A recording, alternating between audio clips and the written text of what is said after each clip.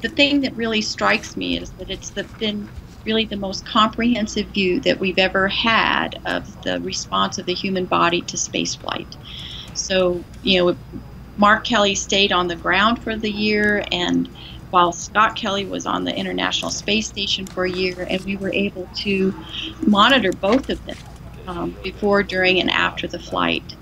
So we could then, by all of these different endpoints that we were looking at, we could attribute space flight to being the effector, what was causing these things, and not just genetics differences between the two because they're the same. This was definitely the first time that NASA's ever done any of the kind of omics studies. So you think about genomics where they sequence the DNA, or they transcriptomics, they sequenced the RNA, they looked at the products of metabolism, metabolomics, they looked at changes in proteins. They really did a lot of those types of studies, cutting edge kinds of science. Our study then looked at, monitored or followed Mark and Scott's telomere length before, during, and after the flight. And what we saw actually was exactly the opposite of what we imagined, because we imagined all the stresses and